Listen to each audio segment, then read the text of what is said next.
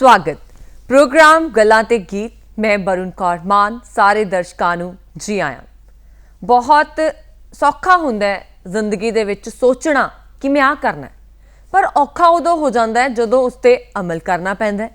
खास तौर ते जदों तुहानूं पता है कि तुसीं किते अपना रिज्यूम लैके जाना, लेखा जोखा तुहाडा जिन्ना भी तुसीं जिन्ने सालां दे विच की कुछ कमाया ते एक डेस्क ते जाके रख देना कि मैनूं नौकरी चाहिदी है। तुहाडे नौकरी दे लई यस हो जानी, हाँ हो जानी, पर औखा हुंदा है कि लोकां नूं नौकरी देना, बिजनेस दे विच आउणा ते अपना बिजनेस चलाउणा बड़ा कुछ सोच समझ के करना पैंदा है। ते साडा अज दा विशा भी इसे दे नाल जुड़िया होया है, एंटरप्रेन्योरशिप, व्यापारीकरण। उद्योगपतियां दे लई आपां करांगे गलबात ते गलबात करन दे लई साडे स्टूडियो दे विच पहुंचे ने सिमरजीत सिंह जी, जो कि एक मोटिवेशनल स्पीकर यानी कि प्रेरक बुलारे ने। बहुत बहुत स्वागत जी आया प्रोग्राम दे विच। बहुत खुशी है अज इस टॉपिक के उत्ते डिस्कशन करने लई। तुसी बड़ा अच्छा इंट्रोडक्शन च किया कि भी मैं इनको नौजवान इस सोच तक सीमित ना रहे कला कि मैनू कोई नौकरी देगा तो मैं करियर च कुछ बन सकदा। वो ये भी सोच वड्डी सोच लैके चलन कि मैं नौकरियां क्रिएट भी कर सकदा दूसरे लिए। तो ये बारे गलबात अज मैं ये बारे I am looking forward to this. जी बिल्कुल, जदों असीं ना बजुर्गां दे विच बहिंदे हुंदे सी ते असीं कहना सी आ करना, बजुर्गां दा एक हुंदा सी पहलां दस मैं ना की आ, तू कहना की चाहनी है, एक की कारण है, मतलब की है।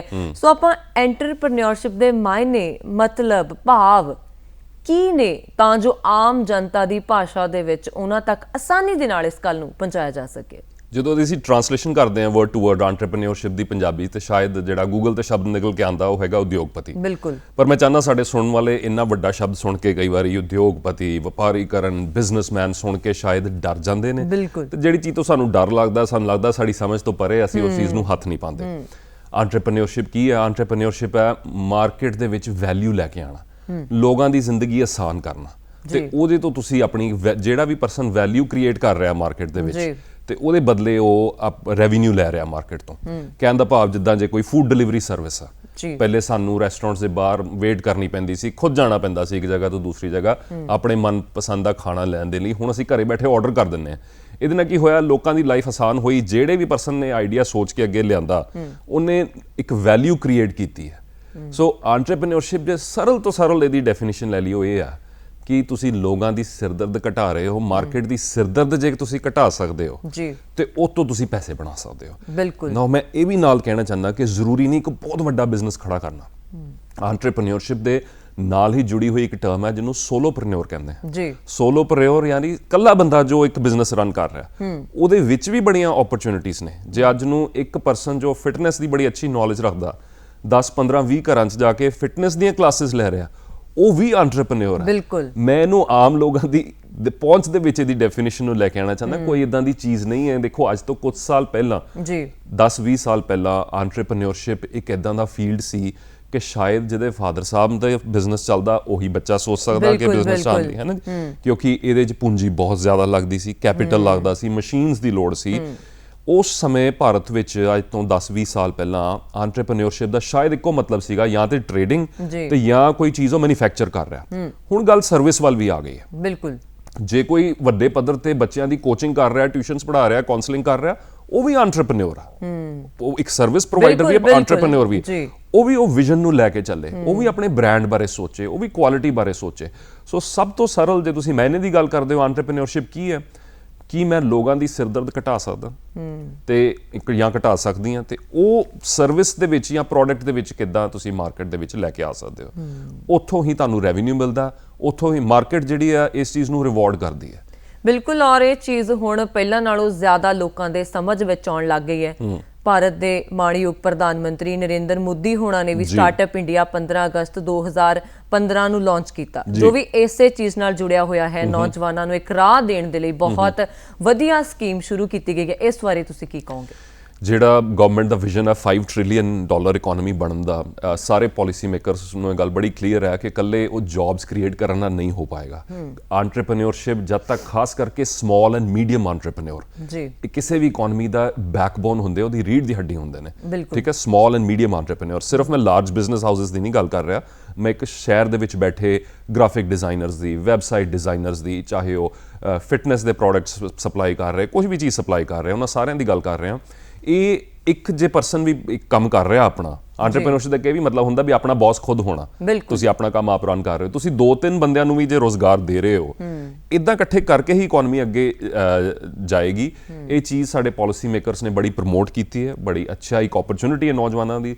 ਯੂਨੀਵਰਸਿਟੀਜ਼ ਵਿਦ ਕਾਲਜਿਸ ਵਿੱਚ ਇਨਕੂਬੇਸ਼ਨ ਸੈਂਟਰਸ ਮਿਲੇ ਨੇ, ਜਿੱਥੇ ਯੰਗਸਟਰਸ ਨੂੰ ਇਨਕਰੇਜ ਕੀਤਾ ਜਾਂਦਾ ਤੁਸੀਂ ਆਪਣੇ ਆਈਡੀਆਜ਼ ਅੱਗੇ ਲੈ ਕੇ ਆਓ, ਅਸੀਂ ਤੁਹਾਨੂੰ ਫੰਡਿੰਗ ਦਿੰਦੇ ਹਾਂ, ਬਿਲਕੁਲ ਅਸੀਂ ਤੁਹਾਨੂੰ ਹੈਂਡ ਹੋਲਡਿੰਗ ਦਿੰਦੇ ਹਾਂ। ਕਿਉਂਕਿ ਜਿਹੜਾ ਸਭ ਤੋਂ ਕੁਝ ਸ਼ੁਰੂਆਤ ਦੇ ਕੁਝ ਮਹੀਨੇ, ਕੁਝ ਸਾਲ ਕਹਿ ਲਓ, ਬੜੇ ਔਖੇ ਹੁੰਦੇ ਆ। ਤੇ ਉਹ ਕਹਿੰਦੇ ਕਿ ਸਲਾਹ ਜਿਹੜੀ ਉਹ ਤੇ ਮੁਫਤ 'ਚ ਬਥੇਰੀ ਮਿਲ ਜਾਂਦੀ, ਖਾਸ ਕਰਕੇ ਆਪਣੇ ਕੰਟਰੀ 'ਚ ਹਰ ਬੰਦਾ ਸਲਾਹ ਜ਼ਰੂਰ ਦੇ ਦਿੰਦਾ। ਸਲਾਹ ਨੂੰ, ਇੱਕ ਆਈਡੀਆ ਨੂੰ ਐਕਸ਼ਨ 'ਚ ਕਿੱਦਾਂ ਕਨਵਰਟ ਕਰਨਾ, ਉੱਥੋਂ ਬਿਜ਼ਨਸ ਕ੍ਰੀਏਟ ਹੁੰਦਾ। ਇਹ ਬੜੀ ਇੱਕ ਅਹਿਮ ਗੱਲ ਹੈ ਧਿਆਨ 'ਚ ਰੱਖਣ ਲਈ। ਆਈਡੀਆ ਹਰ ਇੱਕ ਦੇ ਦਿਮਾਗ 'ਚ ਕ੍ਰਾਸ ਕਰਦਾ, ਯਾਰ ਮੈਂ ਆਹ ਚੀਜ਼ ਸ਼ੁਰੂ ਕਰ ਲਾਂ, ਜਾਂ ਮੈਂ ਆਹ ਕੰਮ ਵਧੀਆ ਕਰਦਾ, ਆਹ ਚੀਜ਼ ਸ਼ੁਰੂ ਕਰ ਲਾਂ। ਮੈਂ ਈਵਨ ਮੈਂ ਛੋਟੇ ਪੱਧਰ ਤੇ ਗੱਲ ਕਰਾਂ, ਕੋਈ ਬੰਦਾ ਕੋਈ ਚੀਜ਼ ਕੁੱਕ ਅੱਛਾ ਕਰ ਲੈਂਦਾ, ਮੈਂ ਕੇਕਸ ਬੇਕ ਬਣਾ ਕੇ ਘਰੋਂ ਵੇਚਣੇ ਸ਼ੁਰੂ ਕਰਦਾ। ਇਹ ਆਈਡੀਆ ਕਿੰਨੇ ਲੇਡੀਜ਼ ਦੇ ਮਾਈਂਡ ਵਿੱਚ ਆਉਂਦਾ ਹੋਏਗਾ, ਪਰ ਕੁਝ ਵਿਰਲੇ, ਕੁਝ ਗਿਣੇ ਚੁਣੇ ਲੋਕ ਨੇ ਜਿਹੜੇ ਆਈਡੀਆ ਤੇ ਐਕਸ਼ਨ ਲੈਂਦੇ ਨੇ। ਟਿਫਨ ਸਰਵਿਸਿਜ਼ ਜਿਹੜੀਆਂ ਹੁੰਦੀਆਂ ਆਪਾਂ ਉਹ ਵੀ ਦੇਖ ਸਕਦੇ ਹਾਂ। ਟਿਫਨ ਸਰਵਿਸਿਜ਼ ਆ, ਖਾਸ ਕਰਕੇ ਕਰੋਨਾ ਮਹਾਮਾਰੀ ਦੇ ਟਾਈਮ ਦੇ ਵਿੱਚ ਇਹ ਹੋਇਆ ਕਿ ਬੜੀਆਂ ਲੇਡੀਜ਼ ਜੋ ਅੱਛਾ ਕੁੱਕ ਕਰ ਲੈਂਦੀਆਂ ਸੀ ਜੀ, ਪਰ ਉਹਨਾਂ ਨੇ ਕਦੀ ਬਿਜ਼ਨਸ ਪੁਆਇੰਟ ਆਫ View ਤੋਂ ਨਹੀਂ ਦੇਖਿਆ। ਮੈਂ ਬਥੇਰੇ ਐਸੇ ਲੋਕਾਂ ਨੂੰ ਪਰਸਨਲੀ ਜਾਣਦਾ ਜਿਨ੍ਹਾਂ ਨੇ ਆਪਣੇ ਬਿਜ਼ਨਸ ਆਪਣੇ ਘਰ ਦੀ ਕਿਚਨ ਤੋਂ ਲਾਂਚ ਕੀਤੇ ਤੇ ਪਿਛਲੇ 1.5-2 ਸਾਲਾਂ ਦੇ ਵਿੱਚ ਬੜੇ ਸੋਹਣੇ ਖੜੇ ਹੋ ਗਏ। ਉਹ ਇੱਕ ਚੀਜ਼ ਕਿਉਂਕਿ ਉਹਨਾਂ ਨੇ ਸ਼ੁਰੂਆਤ ਕੀਤੀ। ਤੇ ਗਵਰਨਮੈਂਟ ਦਾ ਵੀ ਇੱਥੇ ਹੀ ਰੋਲ ਹੈ। ਜੇ ਇਨਕੂਬੇਸ਼ਨ ਸੈਂਟਰਸ ਦੀ ਅਸੀਂ ਗੱਲ ਕਰ ਲਈਏ, ਉਹ ਕਹਿੰਦੇ ਕਿ ਅਸੀਂ ਸ਼ੁਰੂਆਤ ਦੇ ਵਿੱਚ ਤੁਹਾਡੀ ਮਦਦ ਕਰਾਂਗੇ। ਬਿਲਕੁਲ, ਤੁਸੀਂ ਨਾ ਇੱਥੇ ਗੱਲ ਕਰ ਰਹੇ ਹੋ ਸ਼ੁਰੂਆਤ ਦੀ। ਜੀ, ਸ਼ੁਰੂਆਤ ਕਰਨ ਦਾ ਇੱਕ ਤਰੀਕਾ ਹੁੰਦਾ ਤੇ ਬਿਜ਼ਨਸ ਨੂੰ ਸ਼ੁਰੂ ਕਰਨ ਦਾ ਇੱਕ ਤਰੀਕਾ, ਸਹੀ ਤਰੀਕਾ, ਜਿਹੜਾ ਇੱਕ ਆਮ ਤੌਰ ਤੇ ਲੋਕਾਂ ਨੂੰ ਇਹ ਹੁੰਦਾ ਨਾ ਕਿ ਇੰਨਾ ਪੈਸਾ ਕਿੱਥੋਂ ਲਾਉਣਾ ਆ, ਇਹ ਤਾਂ ਬਿਜ਼ਨਸ ਆ, ਪਹਿਲਾਂ ਬਹੁਤ ਵੱਡੀ ਬਿਲਡਿੰਗ ਬਣਾਉਣੀ ਪੈਣੀ ਆ, ਜਾਂ ਹਰੇਕ ਮਹੀਨੇ ਕਿਰਾਇਆ ਬਹੁਤ ਦੇਣਾ ਪੈਣਾ ਬਿਲਡਿੰਗ ਦਾ। ਸੋ ਮੇਰੇ ਵੱਸ ਦੀ ਗੱਲ ਨਹੀਂ। ਹਾਂ, ਸ਼ੁਰੂ ਕਰਨ ਤੋਂ ਪਹਿਲਾਂ ਬੜੇ ਸਾਰੇ ਦਿਮਾਗ ਦੇ ਵਿੱਚ ਸਵਾਲ ਆਉਂਦੇ ਆ। ਇੱਕ ਸੌਖਾ ਜਿਹਾ ਤਰੀਕਾ ਬਿਜ਼ਨਸ ਨੂੰ ਸ਼ੁਰੂ ਕਰਨ ਦਾ। ਦੇਖੋ, ਆਈਡੀਅਲ ਤਰੀਕਾ ਜਦੋਂ ਤੁਸੀਂ ਗੱਲ ਕਰ ਰਹੇ ਹੋ ਕਿ ਸਹੀ ਤਰੀਕਾ ਕਿਹੜਾ ਹੋਣਾ ਚਾਹੀਦਾ, ਸਾਡੇ ਮਾਈਂਡ 'ਚ ਵਿਜ਼ਨ ਆਉਂਦਾ ਵੀ ਬੜੀ ਵੱਡੀ ਫੈਕਟਰੀ ਹੈ ਜਾਂ ਬਿਲਡਿੰਗ ਹੈ, ਰਿਬਨ ਕਟਾਈ ਲਈ ਕਿਸੇ ਵੱਡੇ ਸੈਲੀਬ੍ਰਿਟੀ ਨੂੰ ਬੁਲਾਇਆ। ਇਹ ਜੇ ਤੁਸੀਂ ਇਦਾਂ ਦਾ ਵਿਜ਼ਨ ਲੈ ਕੇ ਚੱਲੋਗੇ, ਸ਼ਾਇਦ ਤੁਸੀਂ ਕਦੀ ਵੀ ਸ਼ੁਰੂਆਤ ਨਹੀਂ ਕਰ ਪਾਓਗੇ। ਮੈਂ ਕਹਿੰਦਾ ਸੋਚ ਵੱਡੀ ਰੱਖੋ, ਪਰ ਛੋਟੀ ਸ਼ੁਰੂਆਤ ਕਰਨ ਤੋਂ ਡਰੋ ਨਾ। ਮੈਂ ਇਸ ਗੱਲ ਨੂੰ ਫਿਰ ਰਿਪੀਟ ਕਰਦਾ, ਸੋਚ ਦੁਨੀਆ ਨੂੰ ਤੁਸੀਂ ਦੁਨੀਆ ਤੱਕ ਪਹੁੰਚਣ ਦੀ ਰੱਖੋ, ਪਰ ਆਪਣਾ ਕੋਟ ਜਾਂ ਜੋ ਵੀ ਸ਼ਰਟ ਨੂੰ ਇਹਦੀਆਂ ਸਲੀਵਸ ਜਿਹੜੀਆਂ ਰੋਲ ਕਰਕੇ ਛੋਟੀ ਸ਼ੁਰੂਆਤ ਕਰਨ ਤੋਂ ਨਾ ਡਰੋ। ਸੋ ਸਭ ਤੋਂ ਮੇਰੇ ਅਕੋਰਡਿੰਗ ਸਭ ਤੋਂ ਸੇਫੈਸਟ ਐਂਡ ਬੈਸਟ ਜਿਹੜਾ ਤਰੀਕਾ ਬਿਜ਼ਨਸ ਨੂੰ ਸ਼ੁਰੂ ਕਰਨ ਦਾ ਇਹੀ ਹੈ, ਤੁਸੀਂ ਜਿੱਥੇ ਹੈਗੇ ਹੋ, ਤੁਹਾਡੇ ਕੋਲ ਜੋ ਰਿਸੋਰਸਿਸ ਇਸ ਟਾਈਮ ਅਵੇਲੇਬਲ ਨੇ, ਤੁਹਾਡੀ ਇਸ ਟਾਈਮ ਜਿੰਨੀ ਤੁਹਾਡੇ ਕੋਲ ਪੂੰਜੀ ਹੈ, ਜਿੰਨਾ ਕੈਪੀਟਲ ਹੈ, ਆਪ ਇੱਕ ਵਾਰੀ ਸ਼ੁਰੂ ਕਰੋ, ਉਹਨੂੰ ਛੋਟੀ ਲੈਵਲ ਤੇ ਸਟਾਰਟ ਕਰੋ। ਬੜਾ ਇੱਕ ਦਿਲਚਸਪ ਐਗਜ਼ਾਮਪਲ ਹੈ ਜਿਹੜਾ ਵਾਇਰਲ ਹੋਇਆ ਸੀ ਫੇਸਬੁੱਕ ਤੇ। ਆਈ ਥਿੰਕ 70-80 ਪਲੱਸ ਇੱਕ ਸੀਨੀਅਰ ਸਿਟੀਜ਼ਨ ਨੇ, ਚੰਡੀਗੜ੍ਹ 'ਚ ਨੇ ਸ਼ਾਇਦ ਜੀ, ਉਹ ਆਪਣੀਆਂ ਉਹਨਾਂ ਨੇ ਪਿੰਨੀਆਂ ਬੜੀ ਵਧੀਆ ਬਣਾਉਂਦੇ ਸੀ ਘਰ ਦੇ ਵਿੱਚ। ਅੱਛਾ ਜੀ। ਹਾਂਜੀ। ਤੇ ਉਹਨਾਂ ਦੀ ਡਾਟਰ ਨੇ ਸ਼ਾਇਦ ਉਹਨਾਂ ਨੂੰ ਇਨਕਰੇਜ ਕੀਤਾ ਕਿ ਤੁਸੀਂ ਇਹ ਪਿੰਨੀਆਂ, ਅਸੀਂ ਤਾਂ ਸਾਰੇ ਬਹੁਤ ਇੰਜੋਏ ਕਰਦੇ ਹਾਂ, ਤੁਸੀਂ ਇਹਨੂੰ ਐਜ਼ ਅ ਬਿਜ਼ਨਸ ਕਿਉਂ ਨਹੀਂ ਸਟਾਰਟ ਕਰਦੇ। ਪਿੱਛੇ ਦੀ ਗੱਲ ਹੈ, ਉਹਨਾਂ ਨੇ ਐਜ਼ ਅ ਉਹਨੂੰ ਫੇਸਬੁੱਕ ਤੇ ਹੀ ਪਾਇਆ ਆਪਣੀ ਪਿੰਨੀਆਂ ਨੂੰ ਉਹ ਲੈ ਕੇ, ਤੇ ਉਹ ਮਤਲਬ ਬੜਾ ਸਕਸੈਸਫੁਲ ਬਿਜ਼ਨਸ ਹੋ ਗਿਆ ਕਿਉਂਕਿ ਪ੍ਰੋਡਕਟ ਬਹੁਤ ਸਟਰੋਂਗ ਸੀ ਉਹਨਾਂ ਦੀ। ਜਿਹੜੀ ਚੀਜ਼ ਉਹ ਪਿੰਨੀ ਬਹੁਤ ਟੇਸਟੀ ਸੀ, ਤੇ ਇੱਕ ਫੈਮਿਲੀ ਸੀਕਰਟ ਤੋਂ ਗਾਂਹ ਵੱਧ ਕੇ ਉਹ ਇੱਕ ਬੜਾ ਸੋਹਣਾ ਬਿਜ਼ਨਸ ਹੋਣ, ਕਿਉਂਕਿ ਹੋਰ ਲੋਕ ਵੀ ਉਹਨਾਂ ਦੀ ਮਦਦ ਕਰਦੇ ਆ, ਨਿਊਜ਼ ਦੇ ਵਿੱਚ ਆਏ, ਤੇ ਆਈ ਥਿੰਕ ਬੜੇ ਖੁਸ਼ ਨਜ਼ਰ ਆਏ ਮੈਨੂੰ। 80-85 ਸਾਲ ਦੀ ਏਜ ਦੇ ਵਿੱਚ ਜੇ ਪਰਸਨ ਇੱਦਾਂ ਦਾ ਕੋਈ ਕੰਮ ਕਰ ਪਾਏ, ਉਹਨੂੰ ਨਿੱਜੀ ਤੌਰ ਤੇ ਖੁਸ਼ੀ ਵੀ ਕਿੰਨੀ ਹੁੰਦੀ ਕਿ ਮੈਂ ਵੀ ਅਚੀਵ ਕਰ ਸਕਦਾ।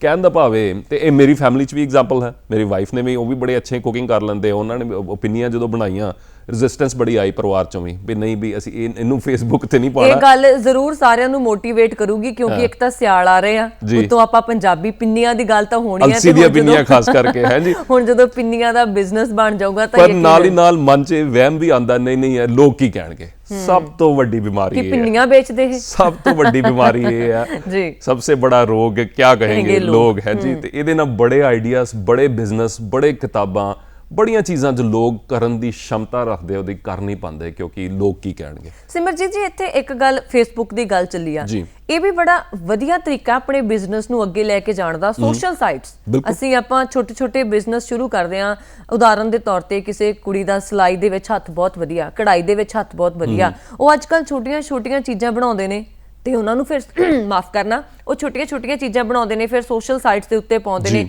ਉਹਦੇ ਨਾਲ ਬਿਜ਼ਨਸ ਬਹੁਤ ਅੱਗੇ ਵਧ ਰਿਹਾ ਕਿਉਂਕਿ ਉਹ ਇਨਫੋਰਮੇਸ਼ਨ ਲੋਕਾਂ ਤੱਕ ਪਹੁੰਚ ਰਹੀ ਹੈ। ਜਿਹੜੀ ਚੀਜ਼ ਪਹਿਲੇ ਤੁਹਾਨੂੰ ਐਡਵਰਟਾਈਜ਼ ਕਰਨ ਲਈ ਤੁਹਾਨੂੰ ਅਖਬਾਰਾਂ 'ਚ ਐਡ ਦੇਣੀ ਪੈਂਦੀ ਸੀ, ਟੀਵੀ ਤੇ ਐਡ ਦੇਣੀ ਪੈਂਦੀ ਸੀ, ਉਹ ਫ੍ਰੀ ਆਫ ਕਾਸਟ ਤੁਸੀਂ ਉਹਨੂੰ ਪਾ ਸਕਦੇ ਹੋ।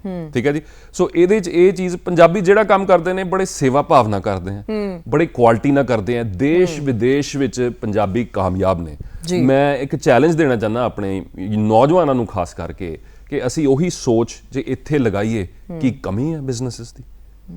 ਛੋਟੀ ਸ਼ੁਰੂਆਤ ਕਰਨ ਦੀ ਗੱਲ ਕਰੀਏ, ਇਸ ਟਾਈਮ ਇੱਕ ਨਵਾਂ ਬੜਾ ਵਧੀਆ ਮੈਂ ਆਈਡੀਆ ਕੁਝ ਦੇਣਾ ਚਾਹੁੰਦਾ। ਬਾਕੀ ਜਿਹੜੇ ਵੀਰ ਜਾਂ ਭੈਣਾਂ ਆਈਡੀਆਜ਼ ਨੂੰ ਫੋਲੋ ਕਰਨਗੀਆਂ, ਜੇ ਤੁਹਾਡੇ ਆਈਡੀਆ ਕਾਮਯਾਬ ਹੋਏ ਮੈਨੂੰ ਜ਼ਰੂਰ ਦੱਸਿਓ।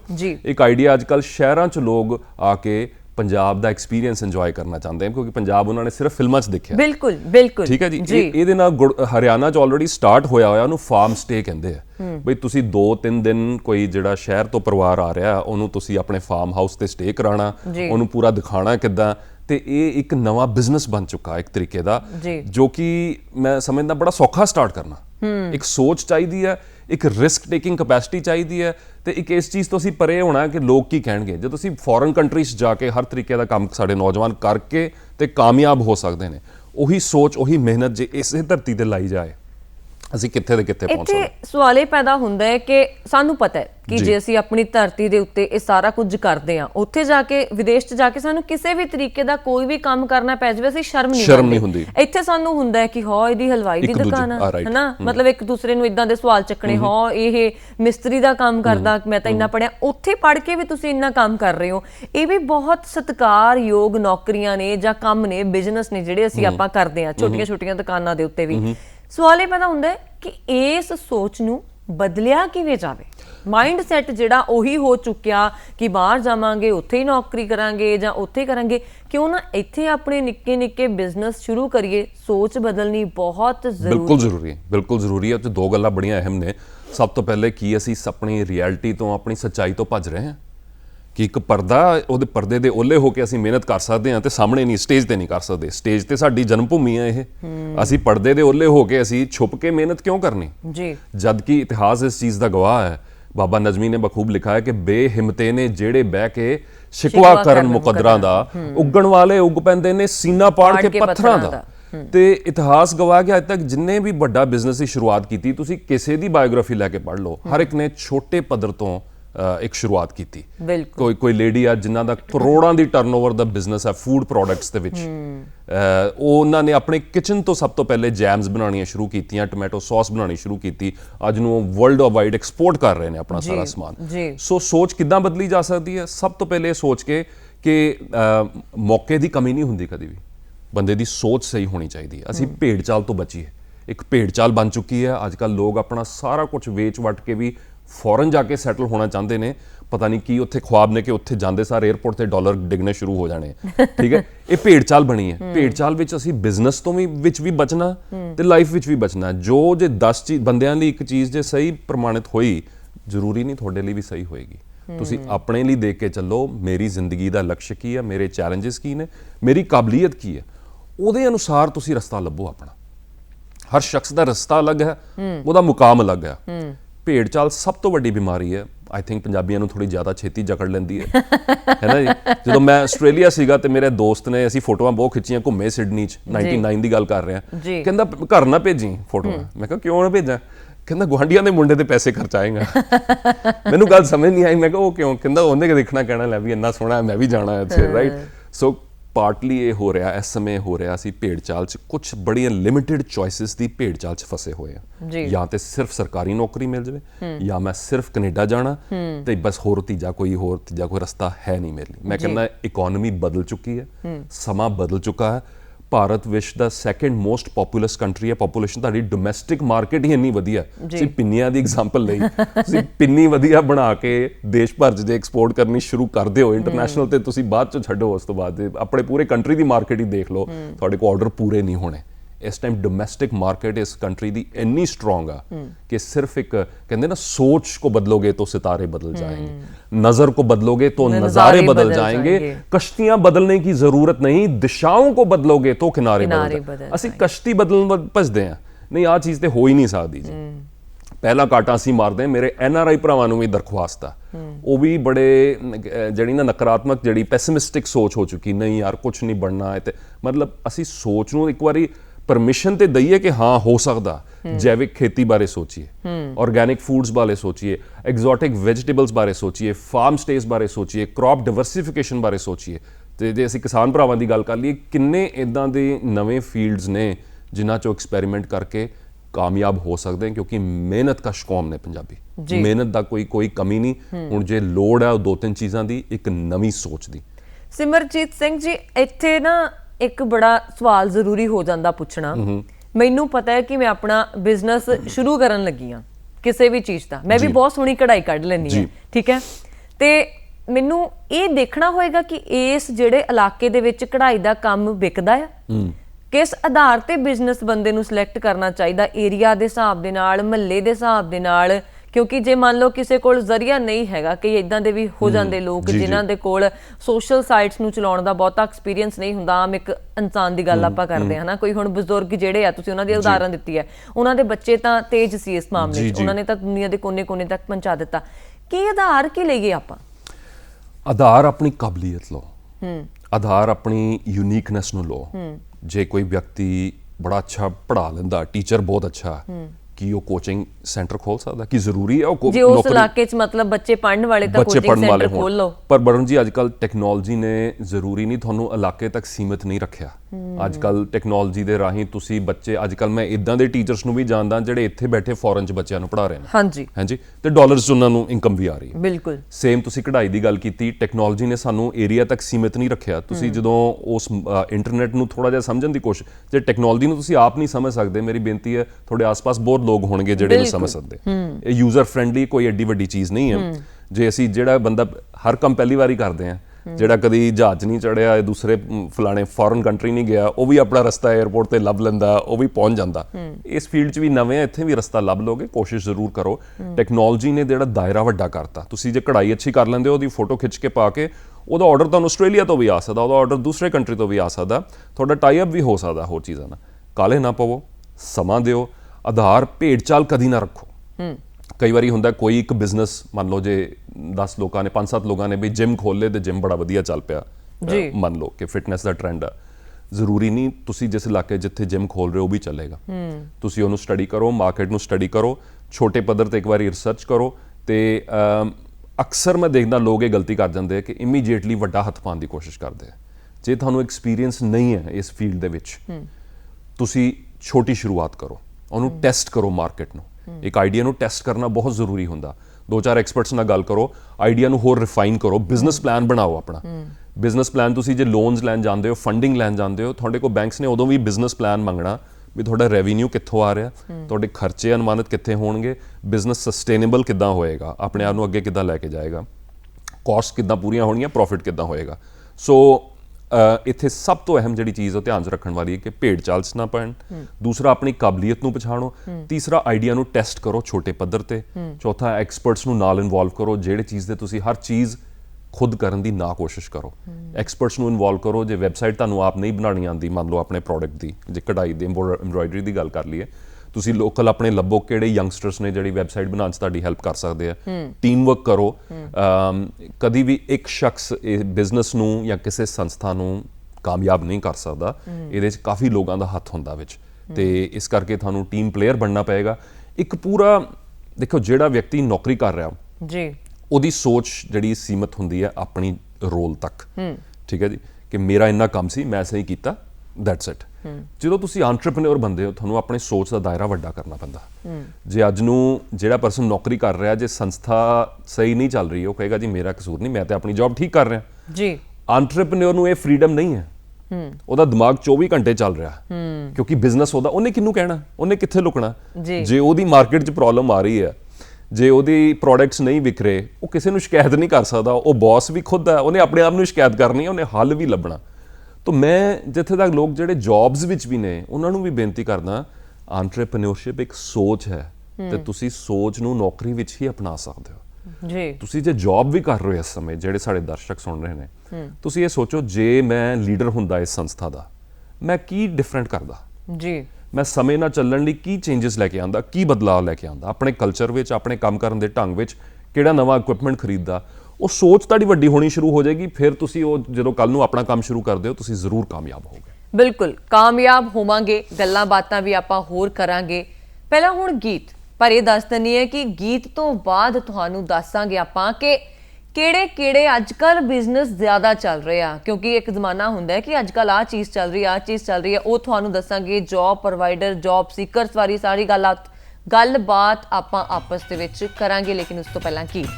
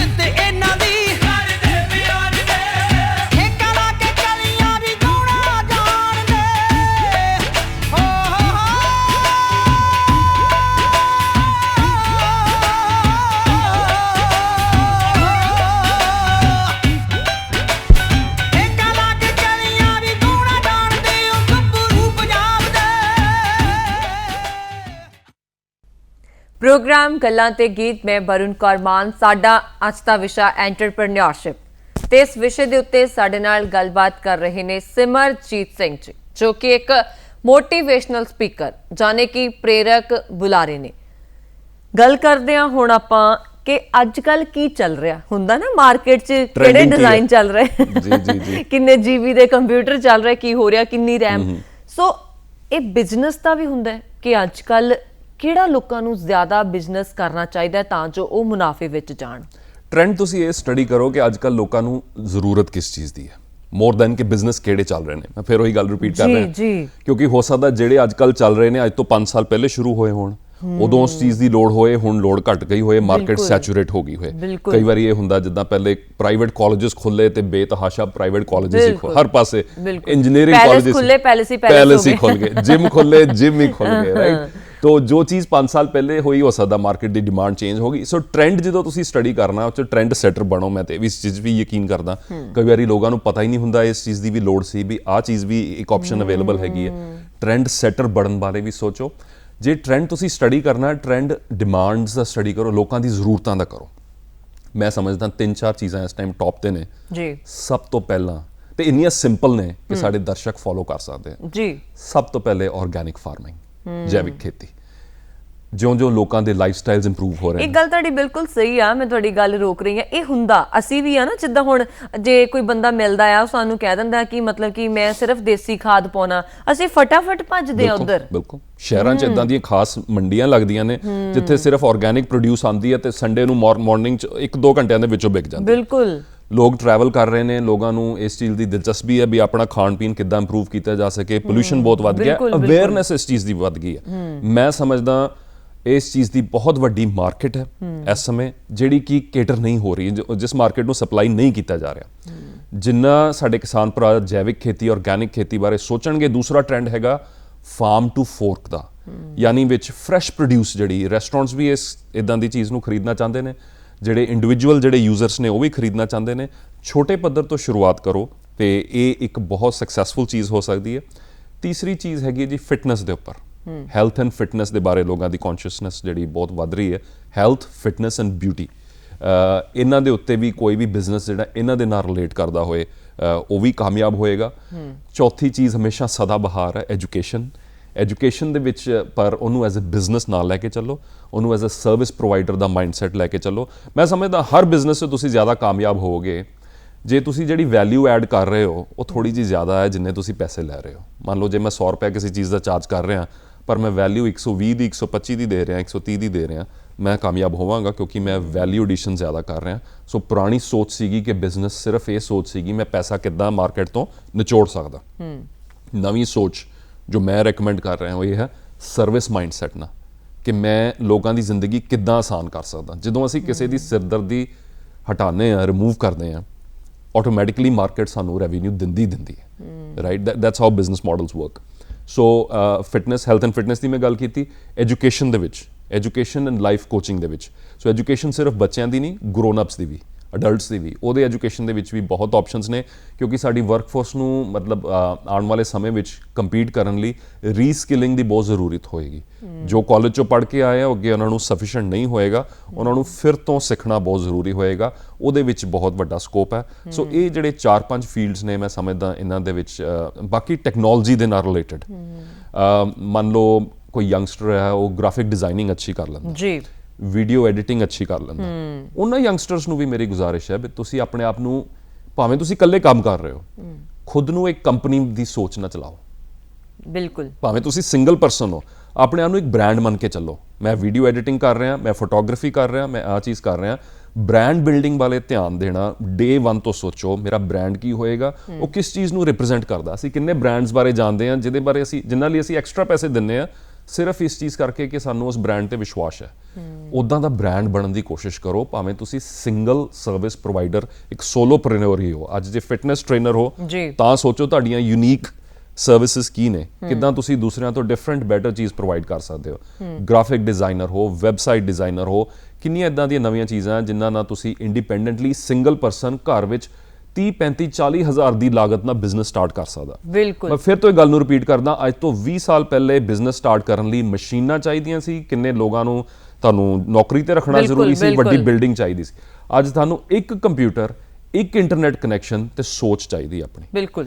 ਵੱਡੀਆਂ ਕੰਪਨੀਆਂ ਸੀ, ਦੁਨੀਆ ਦੀਆਂ ਟੈਕਨੋਲੋਜੀ ਕੰਪਨੀਆਂ ਦੇਖ ਲਈਏ, ਉਹ ਇੱਕ ਕੰਪਿਊਟਰ ਤੋਂ ਹੀ ਸ਼ੁਰੂਆਤ ਹੋਈ ਗਰਾਜ ਦੇ ਵਿੱਚ। US ਜਦੋਂ ਅਸੀਂ ਸੈਨ ਫਰਾਂਸਿਸਕੋ ਏਰੀਆ ਜਦੋਂ ਜਾਂਦੇ ਹਾਂ, ਬੇ ਏਰੀਆ ਦੇ ਵਿੱਚ ਜਿੰਨੀਆਂ ਟੈਕਨੋਲੋਜੀ ਕੰਪਨੀਆਂ ਹੈ ਉਹ ਸਾਰੀਆਂ ਯੰਗਸਟਰਸ ਬੈਠੇ ਸੀਗੇ, ਲੈਪਟਾਪ ਲੈ ਕੇ ਆਪਣੇ ਗੈਰੇਜ ਦੇ ਵਿੱਚ ਬੈਠੇ ਸੀ ਤੇ ਉਹਨਾਂ ਨੇ ਕੋਈ ਨਾ ਕੋਈ ਕਾਰਡ ਕੱਢੀ। ਬਿਲਕੁਲ। ਇਨਫੈਕਟ ਤੁਸੀਂ ਮੰਨੋਗੇ ਨਹੀਂ ਕਿ ਬਈ ਇੱਕ ਬਹੁਤ ਵੱਡੀ ਟੈਕਨੋਲੋਜੀ ਕੰਪਨੀ ਨੂੰ ਕਿਸੇ ਇੰਟਰਵਿਊਅਰ ਨੇ ਪੁੱਛਿਆ ਤੁਹਾਡਾ ਅਗਲਾ ਕੰਪੀਟੀਸ਼ਨ ਕੌਣ ਹੈ, ਬਈ ਫਲਾਣੀ ਕੰਪਨੀ ਤੁਹਾਡਾ ਕੰਪੀਟੀਸ਼ਨ ਹੈ, ਉਹ ਕੰਪਨੀ ਤੁਹਾਡਾ ਕੰਪੀਟੀਸ਼ਨ ਹੈ। ਜੀ। ਉਹਨਾਂ ਕਿਹਾ ਜੀ ਨਹੀਂ, ਮੈਂ ਆਪਾਂ ਨਾ। ਉਹਨਾਂ ਨੇ ਕਿਹਾ ਕਿ ਕੋਈ ਨੌਜਵਾਨ ਇੱਕ ਲੈਪਟਾਪ ਲੈ ਕੇ ਦੁਨੀਆ ਦੇ ਕਿਸੇ ਕੋਨੇ 'ਚ ਇਸ ਟਾਈਮ ਬੈਠਾ, ਉਹ ਕੋਈ ਨਵੀਂ ਕਾਰਡ ਕੱਢ ਰਿਹਾ, ਮੇਰਾ ਕੰਪੀਟੀਸ਼ਨ ਉਹ ਨੌਜਵਾਨ ਆ, ਕਿਉਂਕਿ ਮੈਨੂੰ ਨਹੀਂ ਪਤਾ ਉਹਨੇ ਕੀ ਕ੍ਰੀਏਟ ਕਰ ਦੇਣਾ। ਬਿਲਕੁਲ। ਸੋ ਸਮਾਂ ਬਦਲ ਚੁੱਕਾ, ਜ਼ਰੂਰੀ ਮਸ਼ੀਨੀ ਯੁੱਗ ਤੋਂ ਅਸੀਂ ਅੱਗੇ ਪਹੁੰਚ ਕੇ ਹੁਣ ਇੱਕ ਸਰਵਿਸ ਦੇ ਵਰਲਡ ਵਿੱਚ ਵੀ ਆ ਚੁੱਕੇ ਹਾਂ, ਟੈਕਨੋਲੋਜੀ ਬੇਸਡ ਵਰਲਡ ਦੇ ਵਿੱਚ ਵੀ ਆ ਚੁੱਕੇ ਹਾਂ। ਸਾਨੂੰ ਸਭ ਤੋਂ ਪਹਿਲੇ ਸੋਚ ਸ਼ਕਤੀ ਚਾਹੀਦੀ ਹੈ, ਬਾਕੀ ਸਾਰਾ ਕੁਝ ਜੁੜਦਾ ਜਾਏਗਾ। ਬਿਲਕੁਲ, ਦੇਖੋ ਇਹ ਸੋਚ ਹੀ ਆ। ਕਈ ਵਾਰੀ ਕਈ ਬਜ਼ੁਰਗ ਦੇਖਿਆ ਉਹ ਘਰਾਂ ਦੇ ਵਿੱਚ ਇਕੱਲੇ ਹੁੰਦੇ ਆ, ਤੇ ਮੈਂ ਖੁਦ ਦੇਖਿਆ ਕੁਝ ਬਜ਼ੁਰਗਾਂ ਨੂੰ ਅਖਬਾਰ ਦੇ ਲਿਫਾਫੇ ਬਣਾ ਕੇ ਵੇਚਦੇ ਹੋਏ। ਸੋ ਕਿਸੇ ਵੀ ਤਰੀਕੇ ਦੇ ਨਾਲ ਸੋਚ ਦੇ ਨਾਲ ਅੱਗੇ ਜਾਂਦੇ ਹੋਏ। ਬਾਕੀ ਇੱਕ ਗੱਲ ਤੁਸੀਂ ਬੜੀ ਵਧੀਆ ਕੀਤੀ ਹੈ ਕਿ 100 ਰੁਪਏ ਦੀ ਚੀਜ਼ ਲੈ ਕੇ 120 ਰੁਪਏ ਦੀ, ਦੇਖੋ ਹੁਣ ਆਪਾਂ ਦੇਖਦੇ ਆ ਮਾਰਕੀਟ ਦੇ ਵਿੱਚ 300 ਰੁਪਏ ਦੀ ਵੀ ਕਾਫੀ ਮਿਲਦੀ ਆ। ਆਮ ਤੌਰ ਤੇ ਬੰਦਾ ਸੋਚਦਾ ਸਵਾਦ ਤਾਂ ਉਹੀ ਆ, 100 ਰੁਪਏ ਵਾਲੀ ਪੀ ਲਓ 300 ਵਾਲੀ ਜਗ੍ਹਾ 50 ਰੁਪਏ ਵਾਲੀ ਪੀ ਲਓ। ਮੈਂ ਕਾਫੀ ਦੇ ਐਗਜ਼ਾਮਪਲ ਬਰਨ ਜੀ ਤੁਹਾਡੀ ਅੱਗੇ ਲੈ ਕੇ ਜਾਣਾ, ਬੜੀ ਅੱਛੀ ਗੱਲ ਕੀਤੀ ਤੁਸੀਂ। ਇਹ ਜਿਹੜਾ ਤੁਹਾਨੂੰ 300 ਰੁਪਏ ਦੀ ਕਾਫੀ ਵੇਚ ਰਿਹਾ, ਮੰਨ ਲਓ ਉਹ ਜੇ ਇਕੱਲੇ ਕਾਫੀ ਬੀਨਸ ਵੇਚ ਦੇਵੇ ਜਿੱਤੋਂ ਕਾਫੀ ਬਣਦੀ ਆ, ਠੀਕ ਹੈ ਜੀ, ਤੇ ਉਹ ਭਾਵੇਂ 10 ਰੁਪਏ ਦੇ ਨਹੀਂ ਮਿਲਣਗੇ ਉਹਨੇ।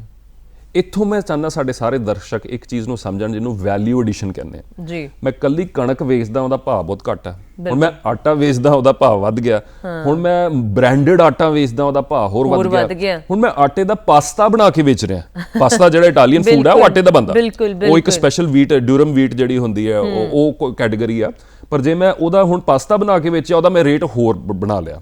ਹੁਣ ਮੈਂ ਪਾਸਤਾ ਕੁੱਕ ਕਰਕੇ ਰੈਸਟੋਰੈਂਟ ਵੇਚ ਰਿਹਾ, ਉਹਦਾ ਰੇਟ 30 ਗੁਣਾ ਵੱਧ ਗਿਆ।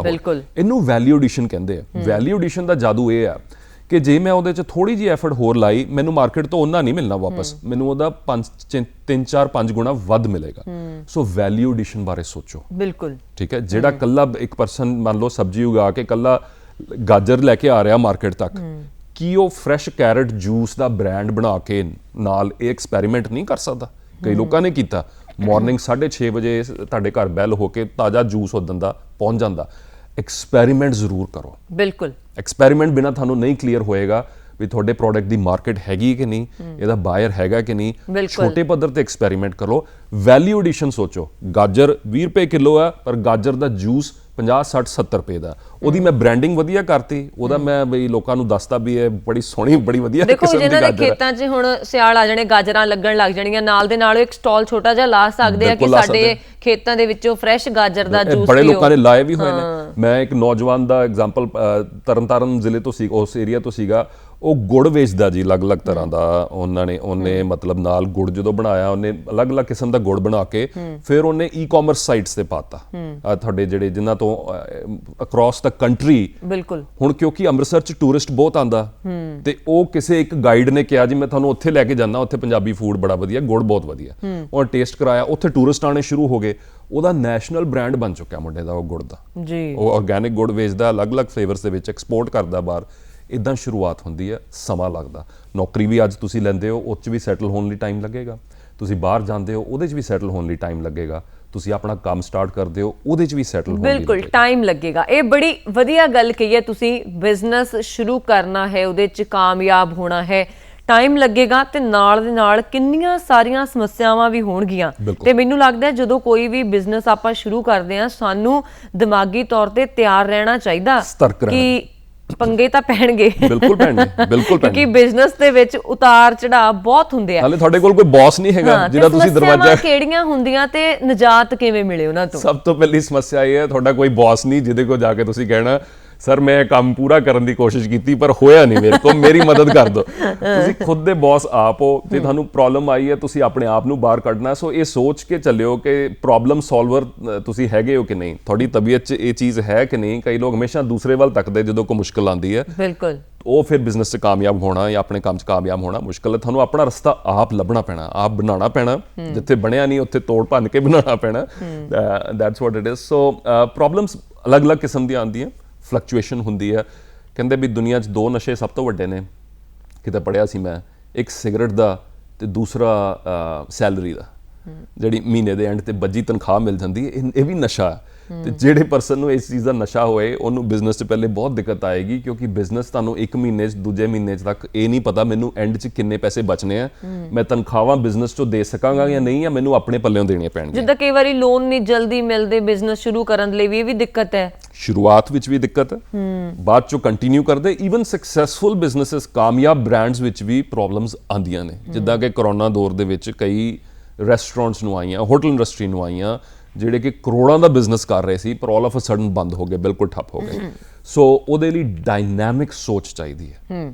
ਭਾਵੇਂ ਕਿ ਅਸੀਂ ਕੰਡੀਸ਼ਨ ਹੋ ਜਾਂਦੇ ਆ, ਸਾਡਾ ਮਾਈਂਡਸੈਟ ਬਣ ਜਾਂਦਾ ਵੀ ਸਟੈਪ 1 ਸਟੈਪ 2 ਸਟੈਪ 3 ਕੀ ਸੀਗਾ ਕਿਸੇ ਚੀਜ਼ ਦਾ ਜੀ, ਫਿਰ ਅਸੀਂ ਉਹ ਰੋਜ਼ਾਨਾ ਉਹੀ ਸਟੈਪ 1 ਸਟੈਪ 2 ਸਟੈਪ 3 ਦੁਹਰਾਉਂਦੇ ਆ। ਤੇ ਅਸੀਂ ਉਹ 'ਚ ਨਿਪੁੰਨ ਬਣ ਜਾਂਦੇ ਹਾਂ, ਅਸੀਂ ਖੁਦ ਨੂੰ ਕਾਮਯਾਬ ਸਮਝਣਾ ਸ਼ੁਰੂ ਕਰ ਦਿੰਦੇ ਹਾਂ। ਜਦੋਂ ਦੁਨੀਆ ਬਦਲਦੀ ਹੈ, ਸਾਡੇ ਸਟੈਪ 1 ਸਟੈਪ 2 ਸਟੈਪ 3 ਸਾਰੇ ਉੱਤੇ ਥੱਲੇ ਹੋ ਜਾਂਦੇ ਆ। ਬਿਲਕੁਲ। ਉਦੋਂ ਬੰਦਾ ਉਹ ਕਾਮਯਾਬ ਹੋਏਗਾ ਜਿਹੜੇ ਬਦਲਦੇ ਦੌਰ ਦੇ ਅਨੁਸਾਰ ਖੁਦ ਨੂੰ ਬਦਲ ਸਕਦਾ, ਸਮੇਂ ਤੋਂ ਪਹਿਲੇ ਪਹਿਚਾਨ ਕਰ ਸਕਦਾ ਵੀ ਮਾਰਕੀਟ 'ਚ ਕੀ ਚੇਂਜ ਹੋ ਰਿਹਾ, ਲੋਕਾਂ ਦੀ ਪ੍ਰੈਫਰੈਂਸ 'ਚ ਕੀ ਚੇਂਜ ਹੋ ਰਿਹਾ। ਜਿਹੜੇ ਨਹੀਂ ਬਦਲ ਸਕਦੇ ਉਹ ਖਤਮ ਹੋ ਜਾਂਦੇ ਨੇ। ਮੈਂ ਟੈਕਸੀ ਇੰਡਸਟਰੀ ਦੀ ਗੱਲ ਕਰ ਲੈਣਾ, Delhi, Bombay et cetera, taxi unions ਬੜੀਆਂ ਸਟਰੋਂਗ ਸੀਗੀਆਂ। ਪੁਰਾਣੀਆਂ ਗੱਡੀਆਂ ਸੀ, ਡਰਾਈਵਰ ਚੰਗੇ ਤਿਆਰ ਹੋਏ ਨਹੀਂ ਸੀ ਮਿਲਦੇ, ਰੂਡ ਸੀਗੇ, ਟੈਕਸੀ ਸਰਵਿਸ ਇੱਕ ਹੈਸਲ ਸੀ। ਜਿੰਨਾ ਉਹਦਾ ਦਿਲ ਕੀਤਾ ਉਹਨੇ ਤੁਹਾਡੇ ਕੋਲ ਪੈਸੇ ਮੰਗਣੇ ਆ, ਤੁਹਾਡੇ ਕੋਲ ਹੋਰ ਕੋਈ ਆਪਸ਼ਨ ਨਹੀਂ ਆ, ਤੁਸੀਂ ਉਹਨੇ ਪੈਸੇ ਦੇਣੇ ਦੇਣੇ। ਕਾਲੀ ਪੀਲੀ ਟੈਕਸੀ ਜਿਹੜੀ ਹੁੰਦੀ ਸੀ, ਮਾਰਕੀਟ ਇਨਐਫੀਸ਼ੀਐਂਟ ਬਣ ਚੁੱਕੀ ਸੀ, ਪਰ ਇਹਨਾਂ ਦੀ ਡੋਮੀਨੇਸ਼ਨ ਸੀ ਪੂਰੀ ਮਾਰਕੀਟ ਦੇ ਉੱਤੇ, ਮੋਨੋਪੋਲੀ ਸੀ। ਬਿਲਕੁਲ। ਫਿਰ ਕਿਸੇ ਯੰਗਸਟਰ ਹੀ, ਆਈ ਥਿੰਕ ਯੰਗਸਟਰ ਹੀ ਸੀਗੇ ਮੁੰਡੇ, ਜਿਨ੍ਹਾਂ ਨੇ ਪਹਿਲੇ ਇਹ ਮਾਡਲ ਕੱਢਿਆ ਵੀ ਤੁਹਾਡੇ ਫੋਨ ਤੋਂ ਟੈਕਸੀ ਆਰਡਰ ਹੋ ਜਾਏਗੀ। ਉਹਨਾਂ ਨੇ ਕਿੰਨੀਆਂ ਨੌਕਰੀਆਂ ਕ੍ਰੀਏਟ ਕੀਤੀਆਂ। ਲੋਕ ਪਾਰਟ ਟਾਈਮ ਵੀ ਟੈਕਸੀ ਚਲਾਉਂਦੇ ਨੇ ਇਹਨਾਂ ਕੰਪਨੀਆਂ ਦੇ ਨਾਲ ਆਪਣਾ ਰੋਜ਼ਗਾਰ ਚਲਾਉਣ ਲਈ। ਸਡਨਲੀ ਕੀ ਹੋਇਆ, ਮਾਰਕੀਟ ਵਿੱਚ ਇੱਕ ਚੀਜ਼ ਜਿੱਤਦੀ ਹੈ, ਉਹ ਯਾਦ ਰੱਖਿਓ, ਕੁਆਲਿਟੀ ਤੇ ਐਫੀਸ਼ੀਐਂਸੀ। ਜੇ ਤੁਹਾਡੀ ਕੁਆਲਿਟੀ ਕਿਸੇ ਦੂਸਰੇ ਪਰਸਨ ਤੋਂ ਬੈਟਰ ਹੈ, ਲੋਕ ਤੁਹਾਡੇ ਕੋਲ ਖਿੱਚ ਚਲੇ ਆਉਣਗੇ। ਤੁਸੀਂ ਟੀਚਰ ਹੋ, ਕੋਚਿੰਗ ਸੈਂਟਰ ਰਨ ਕਰ ਰਹੇ ਹੋ, ਤੁਹਾਡੀ ਕੁਆਲਿਟੀ ਦੂਜੇ ਇੰਸਟ੍ਰਕਟਰਸ ਤੋਂ ਬੈਟਰ ਹੈ, ਲੋਕ ਤੁਹਾਡੇ ਵੱਲ ਖਿੱਚ ਚਲੇ ਆਉਣਗੇ। ਦੂਜੀ ਐਫੀਸ਼ੀਐਂਸੀ, ਕਿ ਮੈਨੂੰ ਬਹੁਤ ਸਿਰਦਰਦੀ ਤੇ ਨਹੀਂ ਲੈਣੀ ਪੈ ਰਹੀ ਤੁਹਾਡੇ ਤੱਕ ਪਹੁੰਚਣ ਲਈ, ਤੁਹਾਡਾ ਪ੍ਰੋਡਕਟ ਜਾਂ ਤੁਹਾਡੀ ਸਰਵਿਸ ਖਰੀਦਣ ਲਈ। ਸੋ ਟੈਕਸੀ ਦਾ ਐਗਜ਼ਾਮਪਲ ਕੰਟੀਨਿਊ ਕਰਦੇ ਹੋਏ ਇਹਨਾਂ ਨੇ ਮਾਰਕੀਟ ਚੇਂਜ ਕਰਤੀ। ਤੁਸੀਂ ਫੋਨ ਤੋਂ ਟੈਕਸੀ ਆਰਡਰ ਕਰ ਸਕਦੇ ਹੋ, ਤੁਸੀਂ ਡਰਾਈਵਰ ਦੀ ਰੇਟਿੰਗ ਪਾ ਸਕਦੇ ਹੋ, ਗੱਡੀ ਦੀ ਰੇਟਿੰਗ ਪਾ ਸਕਦੇ ਹੋ, ਤੁਹਾਨੂੰ ਫੇਅਰ ਪਰ ਕਿਲੋਮੀਟਰ ਦੇ ਹਿਸਾਬ ਨਾਲ ਪਹਿਲੇ ਪਤਾ ਲੱਗ ਜਾਏਗਾ, ਫੇਅਰ ਤੁਹਾਡੇ ਕਾਰਡ ਤੇ ਵੀ ਚਾਰਜ ਹੋ ਜਾਏਗਾ। ਮੇਰੀ ਸਿਰਦਰਦ ਘਟੀ, ਮੈਨੂੰ ਕੁਆਲਿਟੀ ਬੈਟਰ ਮਿਲੀ। ਕੀ ਹੋਇਆ, ਉਹ ਪੁਰਾਣਾ ਜਿਹੜਾ ਮਾਡਲ ਸੀ ਖਤਮ ਹੋ ਗਿਆ ਬਿਲਕੁਲ, ਕਿਉਂਕਿ ਉਹ ਰੈਡੀ ਨਹੀਂ ਸੀਗੇ। ਇੱਥੇ ਇੱਕ ਮੈਂ ਗੱਲ ਮੈਂ ਇਹਨੂੰ ਫਿਨਿਸ਼ ਕਰਨਾ ਚਾਹੁੰਦਾ, ਬਿਜ਼ਨਸ ਉਹੀ ਕਾਮਯਾਬ ਹੈ ਜਿਹੜਾ ਸਮੇਂ ਦੇ ਅਨੁਸਾਰ ਆਪਣੇ ਆਪ ਨੂੰ ਬਦਲ ਸਕੇ।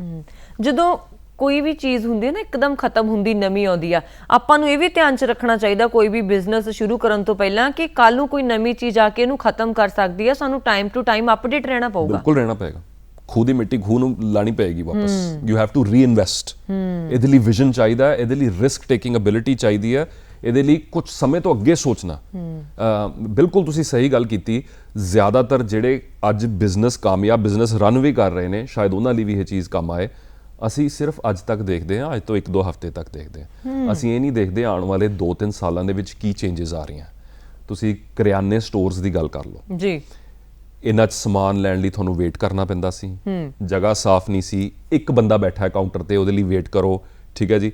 ਤੇ ਜਦੋਂ ਨਾਲ ਤੁਹਾਡੇ ਕੋਲ ਮਲਟੀਪਲ ਆਪਸ਼ਨਸ ਆਈਆਂ, ਵੀ ਤੁਹਾਡੇ ਕੋਲ ਘਰ ਡਿਲੀਵਰ ਹੋਣਾ ਸ਼ੁਰੂ ਹੋ ਗਿਆ, ਕਿ ਇਹ ਲੋਕਲ ਪੱਧਰ ਤੇ ਇਹ ਵੀ ਸਾਰਾ ਕੁਝ ਕਰ ਸਕਦੇ ਆ, ਕਿ ਇਹਨਾਂ ਦੀਆਂ ਦੁਕਾਨਾਂ ਸਾਫ਼ ਨਹੀਂ ਹੋ ਸਕਦੀਆਂ, ਕਿ ਇਹਨਾਂ ਦਾ ਬੋਲਚਾਲ ਦਾ ਢੰਗ ਇੰਪਰੂਵ ਨਹੀਂ ਹੋ ਸਕਦਾ, ਕਾਊਂਟਰ ਪਿੱਛੇ ਇੱਕ ਬੰਦੇ ਦੀ ਜਗ੍ਹਾ ਕਿ 5 ਬੰਦੇ ਨਹੀਂ ਖੜਾਰੇ ਜਾ ਸਕਦੇ, ਕਿ ਲੋਕਾਂ ਨੂੰ ਲਾਈਨ 'ਚ ਵੇਟ ਕਰ ਰਹੇ ਆ ਜਿਹੜੇ, ਉਹਦਾ ਅਸੀਂ ਵੇਟਿੰਗ ਟਾਈਮ ਨਹੀਂ ਘਟਾ ਸਕਦੇ, ਫਿਰ ਅਸੀਂ ਕੰਪੀਟ ਕਰ ਸਕਦੇ ਹਾਂ। ਹੁੰਦਾ ਇਹ ਆ ਕਿ ਅਸੀਂ ਮਸਤ ਹੋ ਜਾਂਦੇ ਹਾਂ, ਜਦੋਂ ਕੰਮ ਚੱਲਣਾ ਸ਼ੁਰੂ ਹੋ ਜਾਂਦਾ ਅਸੀਂ ਇੰਪਰੂਵਮੈਂਟ ਵੱਲ ਧਿਆਨ ਦੇਣਾ ਬੰਦ ਕਰ ਦਿੰਦੇ ਹਾਂ, ਤੇ ਫਿਰ ਸਡਨਲੀ ਕੋਈ ਨਵਾਂ ਬੰਦਾ ਨਵੀਂ ਸੋਚ ਲੈ ਕੇ ਆਉਂਦਾ ਤੇ ਪੁਰਾਣੇ ਬਿਜ਼ਨੈਸਿਸ ਵਾਈਪ ਆਊਟ ਹੋ ਜਾਂਦੇ ਆ। ਇੱਥੋਂ ਬਚਾਉਣ ਲਈ ਇੱਕ ਹੀ ਚੀਜ਼ ਆ, ਡਾਇਨਾਮਿਕ ਸੋਚ। ਸਮੇਂ ਤੋਂ ਪਹਿਲਾਂ ਸੋਚੋ, ਬਦਲਾਅ ਤੋਂ ਪਹਿਲਾਂ ਸੋਚੋ। ਜਦੋਂ ਬਦਲਾਅ ਆ ਗਿਆ ਫਿਰ ਤੇ ਸਾਰੇ ਬਦਲ ਜਾਂਦੇ ਜੀ, ਆਪਸ਼ਨ ਹੀ ਕੋਈ ਨਹੀਂ ਸਰਵਾਈਵ ਕਰਨਾ। ਕਾਮਯਾਬ ਉਹ ਹੈ ਜਿਹੜਾ ਚੇਂਜ ਤੋਂ ਪਹਿਲਾਂ ਖੁਦ ਨੂੰ ਚੇਂਜ ਕਰੇ। ਹੁਣ ਮੇਰੇ ਕੋਲ ਵੀ ਹੋਰ ਆਪਸ਼ਨ ਨਹੀਂ ਹੈਗੀ, ਮੈਨੂੰ ਤੁਹਾਡੀ ਗੱਲ ਰੋਕਣੀ ਪੈਣੀ ਕਿਉਂਕਿ ਟਾਈਮ ਹੈ, ਲੇਕਿਨ ਮੈਂ ਇਸ ਗੱਲ ਨੂੰ ਤਾਂ ਇੱਥੇ ਰੋਕ ਰਹੀ ਹਾਂ, ਮੈਂ ਚਾਹੁੰਦੀ ਹਾਂ ਫਟਾਫਟ ਕੋਈ ਵਧੀਆ ਟਿਪਸ ਸਾਨੂੰ ਦੇ ਦਿਓ ਤਾਂ ਜੋ ਸਾਡੇ ਦਰਸ਼ਕਾਂ ਨੂੰ ਵੀ ਫਾਇਦਾ ਹੋ ਸਕੇ ਤੇ ਮੈਨੂੰ ਵੀ ਹੋ ਜਵੇ। ਕਾਫੀ ਗੱਲਾਂ ਹੋਈਆਂ ਪਰ ਮੈਂ ਇਹੀ ਐਂਡ 'ਚ ਇਹੀ ਕਵਾਂਗਾ, grow where you are planted. ਭਾਵ ਜਿੱਥੇ ਤੁਸੀਂ ਹੋ ਉੱਥੇ ਉੱਗ ਕੇ ਉਹੀ ਉੱਥੇ ਵਧਣ ਦੀ ਫੁੱਲਣ ਦੀ ਉੱਥੇ ਸੋਚੋ। ਬੜੇ ਮੌਕੇ ਨੇ, ਕਮੀ ਸੋਚ ਦੀ ਹੁੰਦੀ ਹੈ, ਮੌਕਿਆਂ ਦੀ ਨਹੀਂ ਹੁੰਦੀ। ਤੇ ਕਈ ਵਾਰੀ ਵਰੁਣ ਜੀ ਬਿਜ਼ਨਸ ਨੂੰ ਲੈ ਕੇ ਜਾਂ ਕਾਮਯਾਬੀ ਨੂੰ ਲੈ ਕੇ ਸਾਡੇ ਮਾਈਂਡ 'ਚ ਇਮੇਜ ਹੁੰਦਾ ਭਈ ਮੈਂ ਯਾਰ ਕਿਤੇ ਹੋਰ ਜਾਵਾਂ, ਕਿਸੇ ਹੋਰ ਚੀਜ਼ ਨੂੰ ਕਰਾਂ ਤਾਂ ਕੁਝ ਹੋਏਗਾ। ਕਈ ਵਾਰੀ ਉਹ ਚੀਜ਼ ਸਾਡੇ ਬਿਲਕੁਲ ਅਸੀਂ ਉਹਦੇ ਉੱਤੇ ਹੁੰਦੇ ਹਾਂ। ਪੁਰਾਣੀ ਇੱਕ ਕਹਾਣੀ ਹੈ ਬਈ ਹੀਰਿਆਂ ਦੀ ਇੱਕ ਜਿਹੜੀ ਖਾਨ ਸੀ ਨਾ, ਉਹ ਇੱਕ ਬੰਦਾ ਉਹਦੇ ਉੱਤੇ ਰਹਿੰਦਾ ਹੁੰਦਾ, ਖੇਤੀ ਕਰਦਾ ਹੁੰਦਾ ਹੀਰਿਆਂ ਦੀ ਖਾਨ ਤੇ ਜੀ, ਪਰ ਉਹਨੂੰ ਕੋਈ ਫਕੀਰ ਆ ਕੇ ਕਹਿੰਦਾ ਯਾਰ ਤੂੰ ਖੇਤੀ ਦਾ ਕੰਮ ਛੱਡ, ਤੂੰ ਹੀਰੇ ਲੱਭ।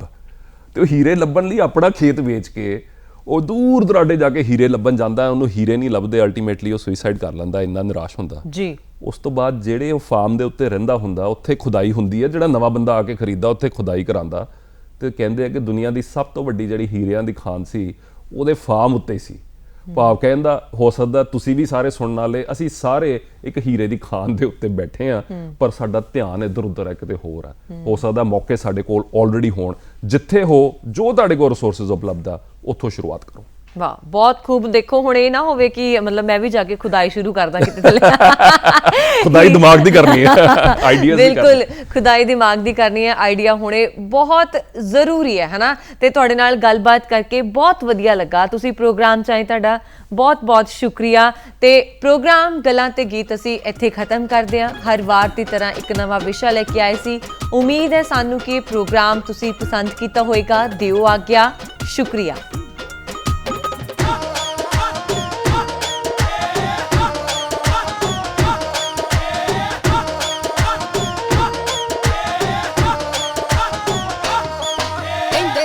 जवानी मस्तानी बई, कहते हुंदी आ जवानी मस्तानी बई, ये ता खतरे दी पक्की है निशानी बई, ये ता खतरे दी पक्की है निशानी बई, जिद्दां बिजली अर्श दी कड़ के ओ कम